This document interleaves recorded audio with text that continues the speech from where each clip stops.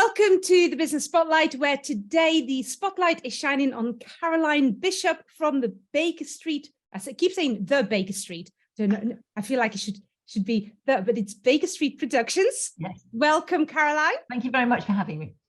Very excited to learn more about you. Maybe to start us off with, can you please tell our viewers a little bit more about you and your business, please? Well, I've been a freelance project management, program management, PMO for decades. And what's interesting, as your career progresses, you don't really appreciate the amount and the weight of knowledge you have about where you've come from and the different businesses you've been in, and because it's just you know, it's just obvious because it's you. And then over lockdown, when it got very quiet and all the freelance work dried up, my son was at home. My son's was 25 at the time, finished a linguistics degree, wanted to be a writer. And he and his friends were all sort of kicking their heels. And I thought, this is stupid. This is really stupid. You've got nothing to do. I've got nothing to do. I can create a framework business with all the stuff that I can do, which is planning and marketing and communications and risk management, everything else. You think of something you'd like to write. You can write it, I can project management, you get experience, and we've got something that we can put out there on all the platforms. So, you know, you get experience you can put on your CV, and I have a purpose, you have a purpose, and the sun shines. And we had some very interesting writing sessions, actually, as we were able to meet outside 6 feet apart. I had a couple of writers, it was April, it wasn't very warm, in the garden, with lamps on because they couldn't come inside. Oh, bless. Writing together on their laptops. So that was really cool. We've done a couple of audio series. So it's about writing and performance. Okay. And then on the back of that, we won a commission from Reading Borough Council and Historic England to do some work on a local project. And we live within a conservation area, and it's about the conservation area. Right. So we've done a number of things, and those are sort of continued, which is great. I'm a bit of an anorak when it comes to local history and communities. So I knew a lot about the area anyway, and that played into what the council were looking for. So that's absolutely love that. In my head, I kind of instantly thought this sounds like a modern version of Dead Poets Society. Yes. Yes. Which, yeah, I've had to mention that to my son. Yes, yeah. And interestingly, of course, because of lockdown and nobody could actually socialise, it didn't actually matter where you were in the country. So I had a team in Glasgow. So I had people in Glasgow, and then my son was down here. We linked in with Reading University. And interestingly, the projects I've done locally, and we're now working on a book. So even though I'm productions, and we did some, I did an exhibition last year, which was also as audio visual, so posters with QR codes, and then we're writing a book about it this year. Oh. All very scary outside of my experience, but you know, it's good to do things that are scary. You can push the boundaries a bit. Good to do things that challenge you a little bit. Yeah. So if I kind of backtrack to when you decided to become a freelancer all those years ago, what motivated you to do that? So why that instead of going into an employed job? I think a couple of things. One was variety. I mean, there's the obvious one, clearly going freelance. Take home's a little bit more. But that wasn't the only reason. I just wanted more experience. I've been in a small company, software development company, which was great experience because basically you were hands-on, you're doing lots of things, fabulous. And in fact, the environment I was working on was, to all intents and purposes, agile. It's called iterative development. So it's an amazing, this was a long time ago. But I realized that you have to have standards and structures and this sort of thing. Okay.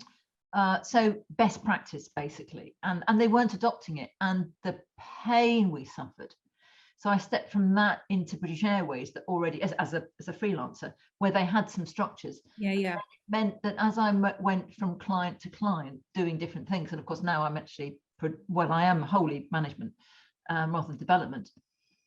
I could hone my skills, I could sell my skills, and then I could learn stuff. The thing I find most appealing to what I'm doing now is I'm learning all the time. All the time. Would you say as a business owner that that's a trait you have to have? Yes. Yes, you have to. You have to have that hunger for doing things, doing different things. I will own something, which is I have ADHD, which obviously didn't have a name when I started out, but it was clear to even the people I was at school with. Yeah. I think that wanting to own something, get passionate about it, finish it, and then go, okay, I'll have something new now. It's that boredom threshold. And when I was a permanent employee, I had lots of clients, but I still had 9-month projects. You know, you work on something that you deliver it for a client, and I used to travel all over the world doing things for them. I can get very boring, the amount of people I work for. But how exciting, because you've got great stories, right? Yeah. Yes, absolutely. Yeah. It's understanding people's business. And of course, these days, because I've gone across such a breadth of things and business sectors and business areas, I can join the dots. Yeah. And then when I'm talking to people, I'm just fascinated about what people do, how they do it, where they've come from, where they're going. And that means I bring with me a certain excitement. And I think that's what, you know, being slightly, what do they call it? Different. There's a neurodivergent. Neurodiverse. Yes. Yes. Yeah. Yeah. Interesting. Gosh, I love that. That feels like a whole different topic of conversation. So yes. I'll not go there today. Let's not go there today. No. I might do a slightly different podcast on that. Oh, please. I'd be thrilled. Anyway, so taking it back to the business now, and the fact that Baker Street Productions got started in lockdown, what do you guys do really well? What are you great at? What was really good was the ideas. So because I am management, really, and I know how to organize stuff, I was to me, it's very important to let the creators create. Okay. And I think that's the same across every business. If you have somebody who are good at something, don't divert them into doing other stuff that they don't like. So my writers, let them write. You know, I can, you know, they do want to plan. Don't get them planning. If they might want to teach stuff, put a structure around so you've got minutes from meetings and those sorts of things so people know where they're going. And I think that was where I could bring my strengths and saying and keep people on track. But I found it so encouraging. These and the idea was to provide the framework to new creatives. So people who've come out of university, hadn't got anywhere to go, wanted to use the skills, didn't know how to do them, and just say, I can talk to you about that. And I got really excited about what they were doing, and I let them do it. Nice. I like that. To me, that sounds like you just were really clear on what are their strengths, and then really honing in on that. Where often we try to be a jack of all trades, I guess. And master of none. But interestingly, as a project manager, I would always say, or a program manager, I would say, the people who report into me, I will stop stress coming down to them. So my role is to make sure that we are delivering and help the people below do what they should be doing without stress coming down. So my level is to take stress away from the people beneath. Nice. And help the people beneath do what they should be doing. Yeah, I love that. I guess on the opposite side, some of the challenges that you faced, and this could maybe be across your whole career, but what struggles have you had? What have been some of the obstacles that you've come across? Yeah. And I'm still facing them. Them. Oh, yes. What's interesting, so I had a catch up with my opposite number at the council a couple of weeks ago. And the thing that I find most frustrating is the fact that creatives are great at creating, but they're not so good at deadlines.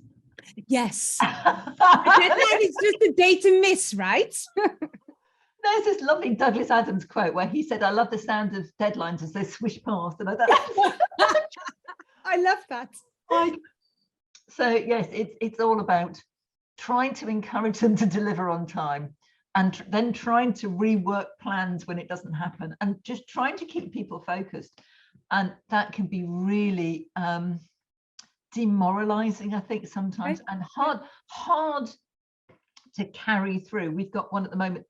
The other thing that's really hard is because in the creative sector, funding is very, very tight.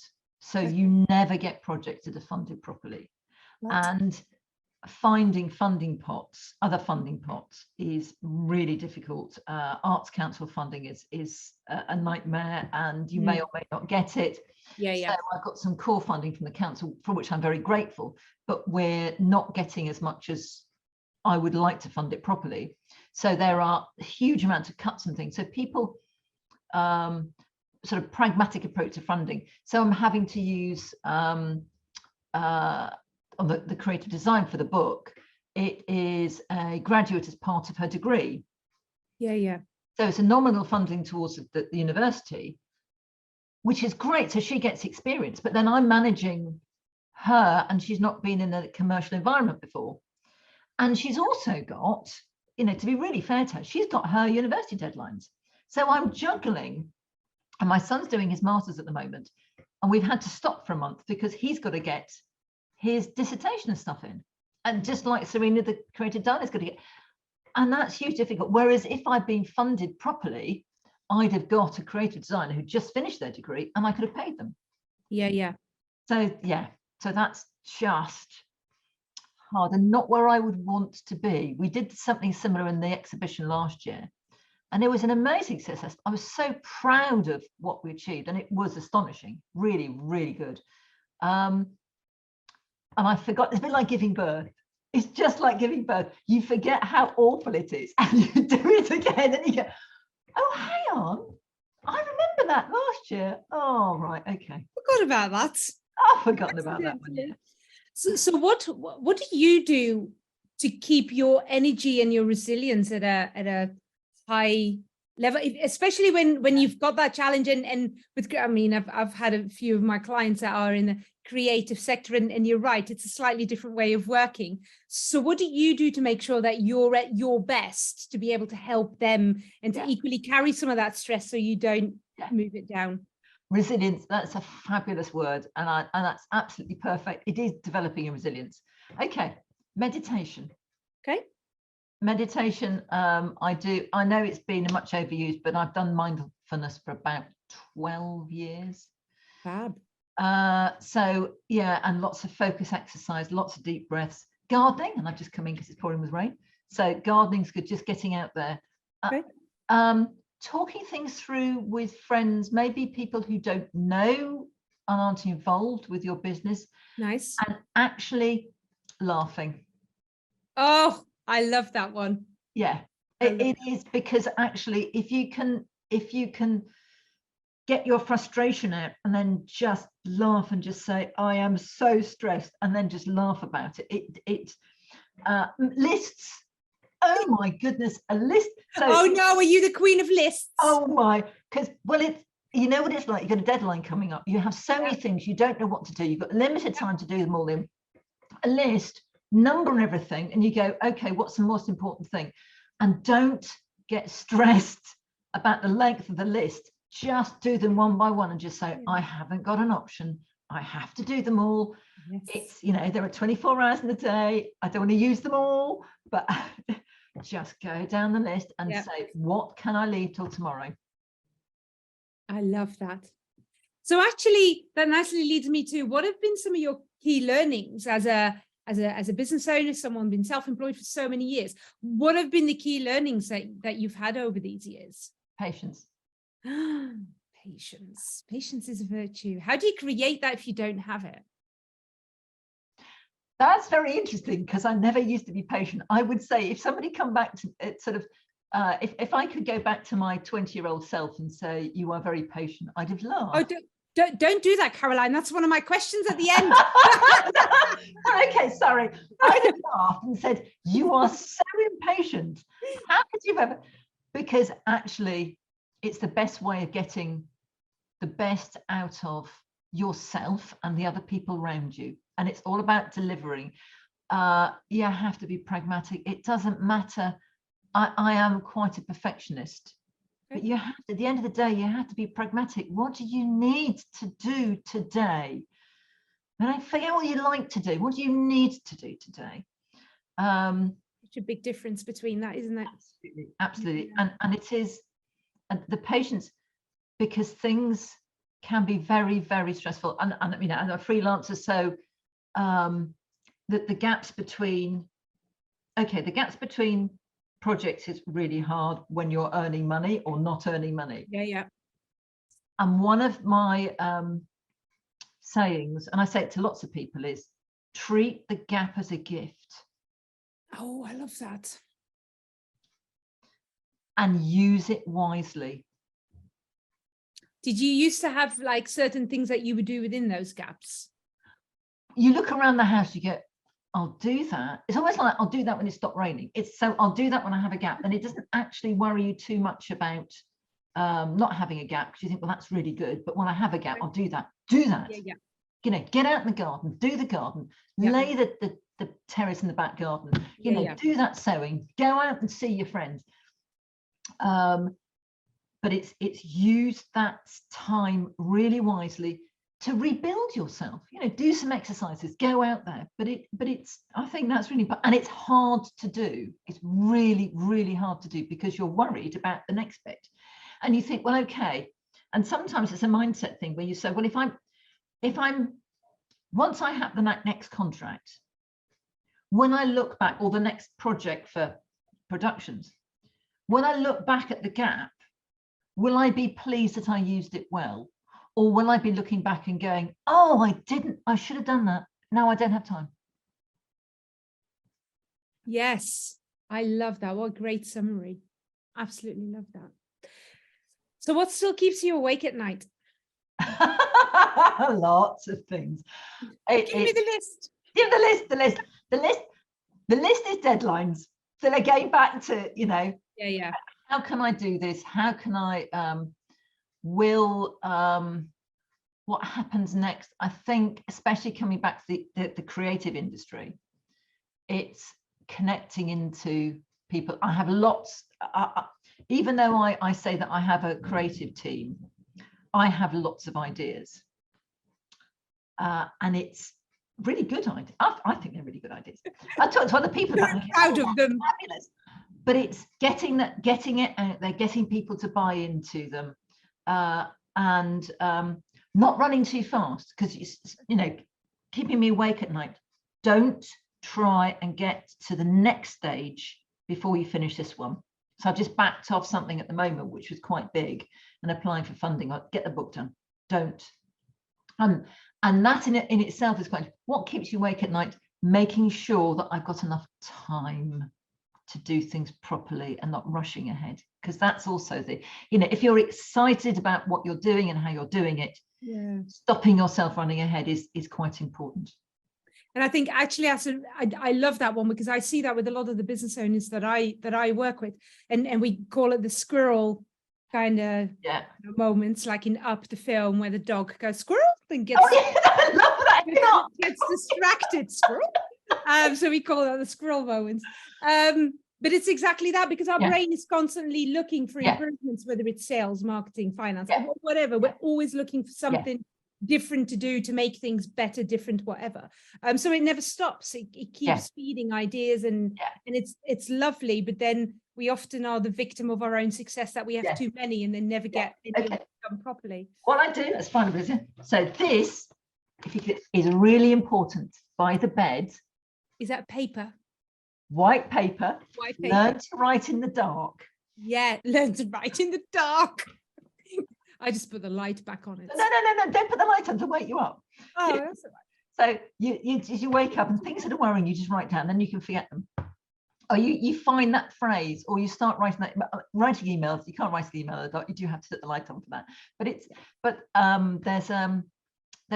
well known within psychology that your brain does various things at various times of the night and sleep. And your most productive time is sort of 5 o'clock in the morning, and your brain has done the parking lots of things and filtering lots of things and putting stuff away into folders, to use an IT analogy. And then it starts creating. And the periodic table was created, and I can't remember the name of the guy who created it, but he'd spent years trying to work out how to do this. And he couldn't work it out. And then he woke up at 5 o'clock one morning and went, that's it. And his brain had done it when he was asleep. And I think that's really important. Don't underestimate what your brain can do when you're not taxing it. Yeah. I love that. Learn to write in the dark, a lesson for today. Love that. So looking ahead, what do you see happening for you in the business, for you and your industry in the next 5 years? I never expected to be here. Okay. So this thing about what are you going to do in the next 5 years, I know where I'd like to be, but I haven't got any targets set because things just come and surprise you. Okay, so where would you like to be in 5 years? I'd love to have a series on Radio 4. It's what I would love to have, and I've got some stuff that I just love them to have. There's a script that I'd love to have produced, which I think is really strong. So I'd love to do that. But I'm at the mercy of the creatives and whether they've got enough time, and it's balancing that and respecting their time. So what I'd love to have a series on Radio 4. I'd love to be a recognised productions house. But what's interesting is all the things I'm doing at the moment for Reading Borough Council and Historic England, things I never expected to do. So I have no idea where it's going to go. I work very closely with the university as well, with some researchers up there on human geography, and just astonishing. I'd have no idea, and they're amazing to work with, great colleagues. So yes, that's where I'd like to be in 5 years. Where it is, I have no idea. You have to have some sort of target. So what challenges are you anticipating might happen in the next 5 years? Challenges. So my son's my creative producer, trying to find time for him, and I really want him to stay involved, but my challenge is his time, because he's doing his masters and other stuff. It's finding creatives, and it's actually finding contacts is a real challenge. And I suppose it's like most people, it's the marketing thing, and partnering people. You know, so there's a couple of organizations I want to partner, but it's finding, you know, I have a great meeting with one, and then they back off, and you say, well, I have to hand you over to somebody else, and it all goes quiet. And it's those sort of challenges that you have all the time. It's staying constant networking, almost, knowing who to talk to and when. Oh gosh, where do you see the productions industry going? Because that whole industry in itself, with, even if we look back to pre-COVID as well, and I know you guys started this in the pandemic, but with how that whole world of TV production and film production has changed. Yes. How is that impacting you in the next 5 years? Like, how's that whole industry being impacted? I think it's quite positive, actually, because you know, you're doing all these interviews and things with your podcast, and that's incredibly important. And it's something that we just accept now. And I'm not sure what it was like before the pandemic, because things were out there, but they weren't as detailed and important as I think, you know, the stuff that you're doing is. What we're doing is something slightly different, is about scripted stuff. So it's, you know, performance, or things locally. So I've done sort of local interviews and the importance of communities and with visual stuff. I think it's almost a bit like a tanker. Things have started to turn. The other thing is, of course, in Reading, we've got the new film studios. Yes. So I'm really hoping that actually this area will become much more of a hub for the creative industries. Yeah. So potentially lots of opportunity coming your way, the community way in the next couple of years. Yeah. Okay. Funding is always an issue because it's where it comes from, because it doesn't have the same sort of monetary output that other things do. You're not creating money.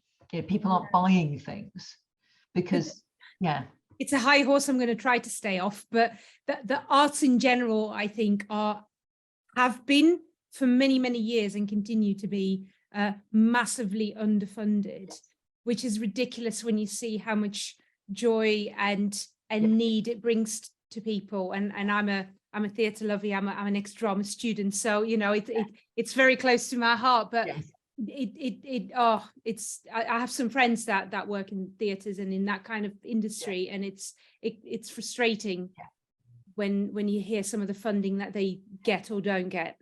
Anyway, as I said, high horse I shall stay off. I know we can talk a long time. I was going to say maybe we need to do that over a glass of wine. Let's do that. Yes, sounds better. Anyway, talk me through what or who you find inspiring. Who do you look up to? Who's your role model? Oh, now that's one I really wish I'd known about before I started. Role models. It doesn't need to be a role model. It could just be someone that inspires you. No, I'm not sure I can answer that question because there are some, I tell you what, there are some incredibly inspiring people that I have worked with because I've been across in many industries over many years. There are some people I will just go, it's you and you and you. When I can see what you do, when you work, I think actually there's lots of people because you know when you have friends and you watch how they communicate with others and you go, that's good, must remember that. Nice. And there's little things that people do and your colleagues and you think that's good, I'll pick that one up. It's that calm or that or that document or the way you reflect with your team. I don't think I could right now. I couldn't. But actually I love that because what you're saying is you find inspiration for different things in different people all the time, which is fair because I think sometimes people have this one person that they almost idolize, and that's also okay, but that's just one person where there's so many great people doing great different little things. So actually I quite like that. This is generally the point where I ask, what would you tell your 18-year-old self? So I shall leave that one. Well, actually, there's two. There is you will develop patience. I think I've said wells of patience that you never knew you had. Oh, that's one of them. Yeah. And the other one was, it will be all right. It will be all right. Oh, I love that one. Embrace the challenge. Okay. Don't be scared. And that nicely leads me to anyone watching this that's thinking about whether it's a creative looking to do something a bit different or someone starting their own business or wanting to freelance, what would your top 2 tips of advice be to anyone starting out in business? Try and find somebody who's already done something similar, not necessarily in your own area, but somebody who's set out and done something different, and ask them how it made them feel and see whether that's okay with you. Okay. Because there are things that we learn about ourselves and sometimes we do things that are too much outside of our comfort zone. So find out first whether actually be true to yourself. Be honest with yourself. Is this something that you could do? You might really want to do it, but actually, is it something that might defeat you? You know, it's because there's this balance, isn't there? Yeah, totally. About going one step too far. Asking for help. Always ask. work out the things that you're not very good at, and try and surround yourself with people who are good at those things, Yes. because that's the team you need to build. Yes. What was the question again? What would your top 2 tips be for Yeah. people starting out in business right now? So actually, I love that. I guess I'm a bit biased to that particular point of asking for help, but I feel like we have this preconception massively that as adults, we need to be able to know and do everything first time round straight away without accepting help. And I don't understand where that's come from. And you know, I know we have to go to accountants because they have to be, you know, they audit our books, but you would never try and do your own account while running your own company. That would just be stupid. That's what you paid them to do. Let them do it while you do the things that you're good at. Yes, I love that one. Absolutely love that one. Has being in business, self-employed, been harder than you thought it was going to be? Easier, kind of along the lines of what you thought it was going to be? Where do you fall with that one? Depends, really. Okay. Sometimes it's really hard. Sometimes, you know, the admin, again, it's the things that it comes with, which is admin, which I really don't want to do. And at the end of the month, the end of the quarter, the end of the year, and you go, oh God, this is eating into my personal time. I just want to be doing something else. I don't want to be doing this. You have to do those. But there are times when I look around and I think, people are paying me to do this. You know, really? Kind of feels lucky. Clearly not the production side, but it's the people are paying me to do, and it's then you realize actually you're really good at what you do. Love that. And that makes it, and the fact being self-employed is easier in a way, because I can almost like talk truth to power, because I can say things. I'm not in the organizational structure. So I can say to the managing director, is that a good idea? Whereas if I was employed by him, I'd be worried. I might be worried about my job. I might lose my job. But as a consultant or an advisor, they'll go away and go, yeah, we pay her for her advice. Maybe she's got a point. And I love that. Absolutely love that one. So would you, knowing what you know now, would you start again in business if you? Oh yeah. I should have done it before. I was stopped from doing it earlier by now ex-husband. I shouldn't have listened to him. I should have done it before. And funnily enough, that's an answer I often get from people. I should have started sooner. Yeah. Oh, love that one. Caroline, we could talk for ages, but thank you so much for your time, for a lot of pearls of wisdom within this chat. I absolutely love this. So thank you very much for sharing your story with us today. The link to connect up with Caroline is in the comment section below, so please go and do that. Thank you very much for watching the Business Spotlight. Until next time. It's been a pleasure. Thank you. Thank you.